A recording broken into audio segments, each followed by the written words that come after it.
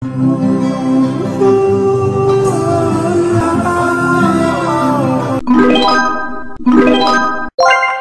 mga besh! Welcome back sa aking channel. So for today's video, may share sa inyo ito yung mga product na lagi ko talagang binibili, nag-work talaga sa akin. So marami naman ako mga favorite products, kaya lang ito lang talaga yung lagi kong binibili kapag naubos or nag-work talaga sa akin. Magugustuhan mo tong mga product na to dahil sobrang gentle lang nito, sobrang mild lang, and wala siyang mga harm chemical na mga ginagamit ko sa product na to, and mga nagustuhan ko talaga, and nagustuhan talaga siya ng skin ko.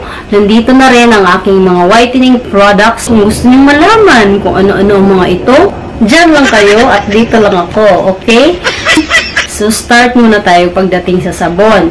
Ito talaga ang ginagamit kong sabon ngayon. Ako nagtitiwala, and feeling ko dito rin ako pumuti. Meron akong mga review niyan. Tingnan nyo lang dyan sa video ko. Sabon na to. Pinaka number 1 ko pagdating sa sabon.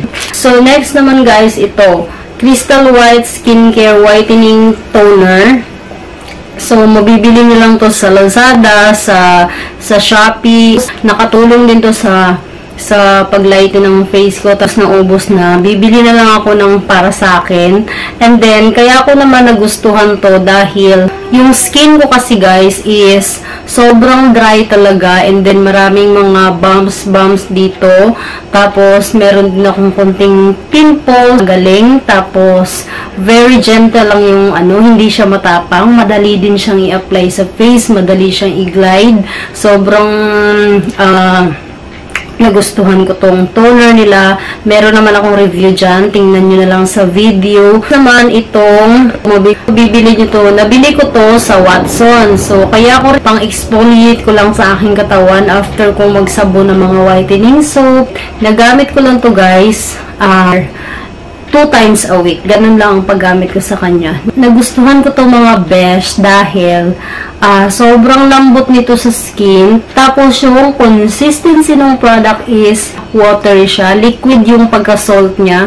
Kasi diba yung isang klase ng nito is dry siya, pero ito liquid. Hindi ka mahihirapan na i-glide sa skin mo, and then nakakatanggal siya ng mga kati-kati sa katawan. Tapos yung mga butlig-butlig mo sa likod, lagyan mo lang. And then sobrang din niya, nakakatulong din siya na magpalighten ng skin, lalong-lalo na sa mga tuhod, sa siko, sa kilikili. That's why I love it. Next naman guys, serum. So, ito naman yung marirecommend kong serum na ginagamit ko, and halos maubos ko na din. Ito yung RYX Skincerity Skin Perfecting Serum. Nabili ko to sa kaibigan ko, pero marami naman sa online shop or sa Facebook. Basta ingat lang kayo kasi ito, iwan ko lang kung mayroong mga fake na nagtitinda, diba? Pero ito is, kaya ko to nagustuhan guys, is maganda rin yung texture niya. Maganda siya tingnan kasi ito yung parang pag gusto mo ng mga glass skin na hindi naman masyadong sobrang kintab tingnan. Ito yung babagay sa skin mo kung ayaw mo naman na, kasi merong mga glass skin na sobrang OA na talaga yung pagkaano, diba? Yung texture nito is parang lang naman, parang gel type lang. So, kaya nagustuhan ko kasi nakitaan ko rin siya ng nanilesen niya yung mga pores ko, and then maganda kasi sa skin yung serum kasi yun yung parang nakaka-help siya na ibalik yung pagiging glowing ng face mo, tapos hindi na siya magda-dry. Next ko namang favorite guys, so alam nyo naman to na hindi to nawawala sa aking mga paborito baby. Ito naman kapag araw naman or nagme-makeup ako, dito lang ako sa bahay. Ito naman yung gamit kong Sidal El Glutathione Magic Cream SPF 50 PA++. So, hindi talaga yan nawawala sa akin. Hindi lang ako bumibili nung sa yung malakihan, or meron siya sa SM, sa Watsons, wala silang mga naka-tube doon. Ang ganito lang talaga yung mga tinitinda nilang mga sachet lang talaga. Is 39 pesos. Kunti lang naman yung nilalagay ko minsan. Minsan naman paglalabas, so dinadamihan ko kasi alam mo naman sobrang init ngayon, kailangan nating mag-sunscreen or di kaya mag-sunblock ganyan. Pero ito kasi yung parang nagiging hiyang sa akin or nagiging nagugustuhan ng skin ko kasi alam ko talaga mas trusted ko talaga to sa sa mga ginagamit kong sunscreen. So ayan, Katsidal. So next naman is moisturizer. Ayan.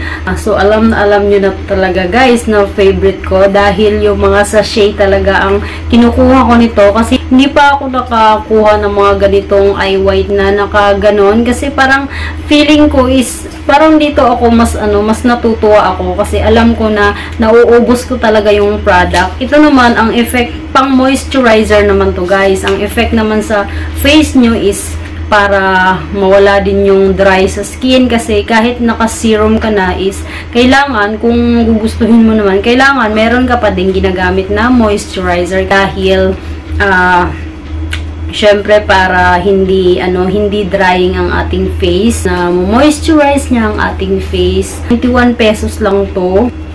So, pagdating naman sa concealer is nagustuhan ko rin naman tong Maybelline Fit Me in the shade of number 10 light. So, nagustuhan ko to guys. Halos maubos na rin.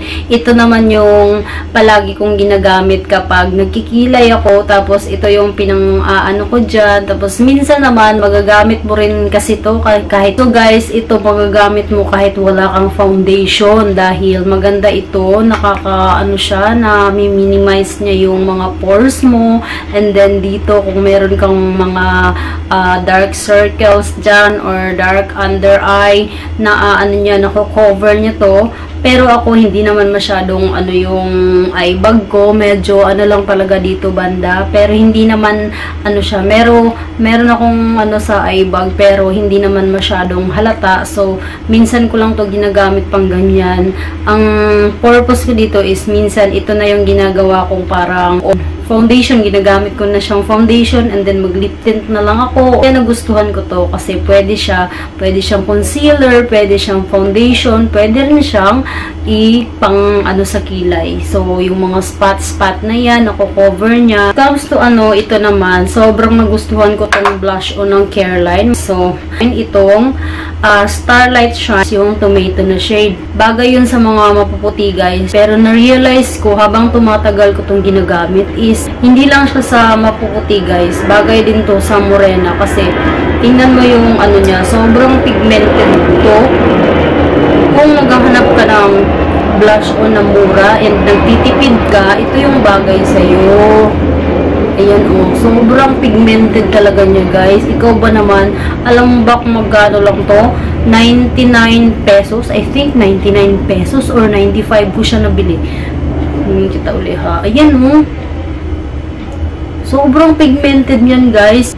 To think na 95 pesos or 99, mga ganun lang siya guys. Hindi mo halatang na mumurahin lang siya. So kaya ko nagustuhan to. And then kahit gamitin mo pa siya ng matagal na, halimbawa ginamit mo araw, sa gabi, nandun pa rin, hindi pa rin siya natanggal guys. Sobrang pigmented niya. So ito, kung hindi yung tomato na shade niya is ito, okay na okay to.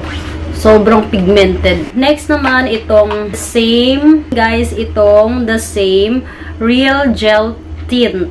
Ito, ayan na yung gamit ko, guys. Sobrang ganda niya sa face. And then, alam mo yun, gel lang talaga siya. Gel. And then, nung una, dito ko lang sa lips nilalagay. And then, na-realize ko, sa lips ko, lagi ko itong ginagamit. Why not, na ilagay ko sa aking cheeks. Tapos, nilagay ko, gumawa rin ako ng drunk blush. Bumagay siya, guys. Ang ganda niya tingnan sa face. Ayan may pagka-glowing effect siya pag nilagay mo. And then, hindi siya mahirap i-glide kapag gumagawa ka ng drunk blush makeup. So, ang ganda ng effect sa skin dahil hindi siya dry, tapos madali din siyang i-glide pag ginanon mo. Hindi yung tipong lip tint na nagpa-patchy-patchy. Medyo mahal nga lang to, nasa 280 pesos. Maganda talaga to guys. Pero, ang ginagawa ko, sinishake ko muna kasi sobrang pigmented. And then, ayan o. Ayan. Ayan guys, sobrang pigmented niyan. Pag makita nyo yan, sobrang. And then, ito nga pala guys, is matamis. Ayan o, madali siyang i-blend. Sobrang dali niyang i-blend guys. Kahit, hindi siya yung tipong kahit matagal mo nang ilagay dyan is, hindi natutuyo agad.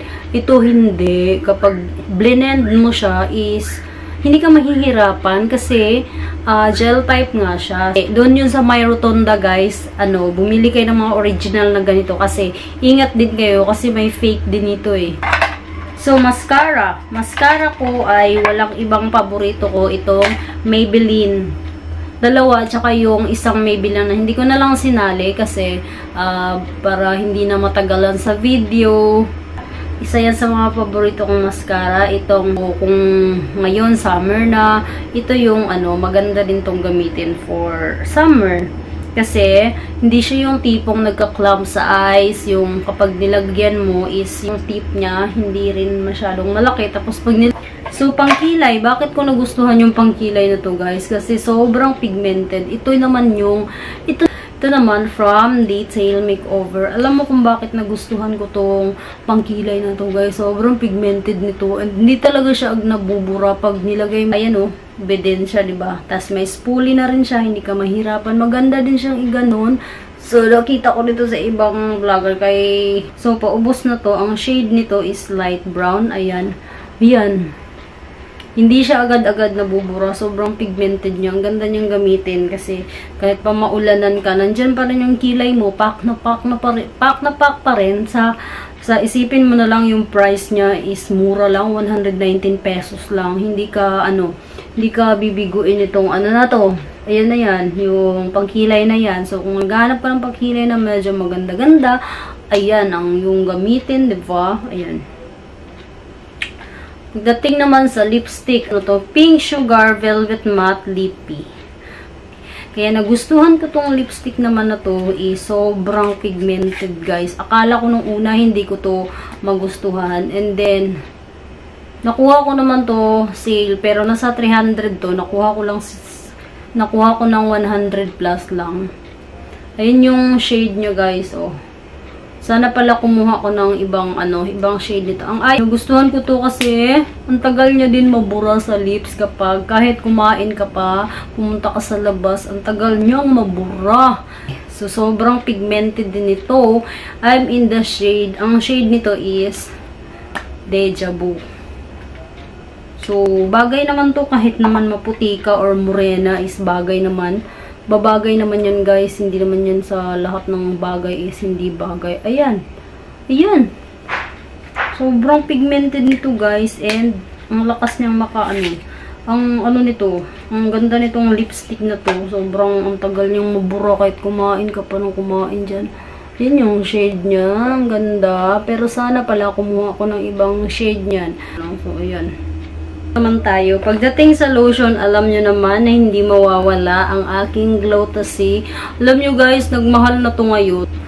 Same lang siya guys. Tapos, nabili ko to ng 184. 184 na to siya ngayon. Nagmahal na. Bakit naman kasi Glow-Tassi? Nagmahal ka na. Noon pa, ito na talaga ang aking lotion, mga besh.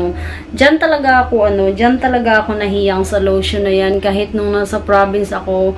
And meron siyang diba? Meron siyang SPF 25. Kahit SPF 25 siya is gusto ko yung effect niya sa skin ko kasi feeling ko kahit 25 is mataas na yung nila, yung expectation mo sa lotion sa ng product dahil parang ang effect niya is hindi pang SPF 25, para siyang nasa 50, SPF 50. So kahit bigyan mo ako ng medyo mataas dito talaga ako nagtitiwala sa lotion na to. So, ayun lang yung mga nasi-share ko sa inyo na sobrang sulit talagang bilhin and very affordable lang. I hope na nagustuhan nyo and nagkaroon kayo ng idea ng mga mabibili nyong product na pwede nyong gamitin. I hope na nagustuhan nyo itong video to and Don't forget to subscribe and click mo yung notification bell para ma-notified ka every time na may bago akong uploads. Thank you guys. Bye. Bye-bye.